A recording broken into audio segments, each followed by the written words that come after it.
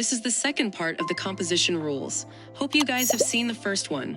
The next technique is bokeh, or also called the shallow depth of field. This is one of the most popular composition techniques, as most of our mobile phones comes with a built-in mode for this, and it creates amazing portrait shots. To understand shallow depth of field, just imagine the area in front and back of your subject. The area between your camera and the subject is called foreground, and the areas behind the subject is the background. For bokeh effect, the further you go from the subject, the blurrier the scene will get. This is obtained by using the aperture, and was discussed in details in the aperture section. Smaller aperture values like f1.8 or f2.2 create more depth in your image, and higher values like f18 or f22 give you less depth, means with higher aperture values, everything in the scene will be in focus with no blur. Let's see a few examples. Take a look at these two photos and check out the background photo on the left. The background is very clear, including the back part of the stroller. This is a good photo, but if you make the background blurry, it will put more focus on the subject, and the subject will stand out from the background as shown in the photo on the right. Here's another example. On the left, everything is in focus, but as we move towards the right, things start to become more and more out of focus. This is essentially giving depth to an image, and when we look at this photo, we can see that the bike's on the right further away from the bikes on the left. In this example again, only the chain on the top of this anchor is in focus, and as we move down in the photo, it becomes out of focus or blurry. In this last example, we can see that chocolates are in perfect focus, and the text right behind the chocolate is visible but a little blurry.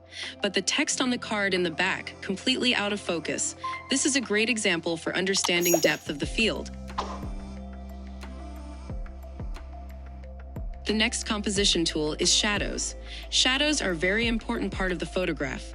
For commercial shoots like product photography, we try to remove shadows, but if we use shadows creatively, we can get some amazing results. Let's look at a few examples. Take a look at these two tall glasses with two beautiful and distinct shadows cast by using the flash on the camera. Next example is a beautiful landscape photo of the Grand Canyon and show the vastness of space using the shadows. In the next example, we see the shadow of the Empire State Building in New York falling over this amazing skyline of Manhattan area. The shadow signifies the size and grandness of the structure. Shadows cannot be complete without light, so when you are trying to capture shadows, make sure that there are elements in the image that are creating a contrast of light and dark regions. Also, images with shadows look great in black and white, so try converting your photos to black and white as well. Light leaks are often considered to be an after effect that can be added in Photoshop. But actually, this is something that can be done easily using our cameras as well. The trick is diffraction. When light hits an edge of an object, it bends in different direction and gets scattered. This process is known as diffraction, and this can be used to create some interest in photos. For example, in this photo, the diffracted light through the trees is captured beautifully. Again, in this next example, the sun is creating this stunning effect where the light is bending from the top of the ship to put a glow in the background. In this last example, you can see that the diffracted light from the background from behind this person is lightly illuminating the edges of the face of this person, giving a glowing effect.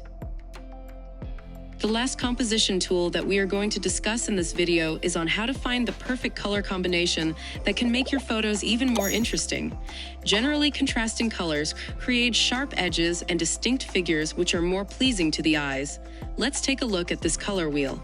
This wheel shows colors from darker to brighter colors, from outer to inner circle.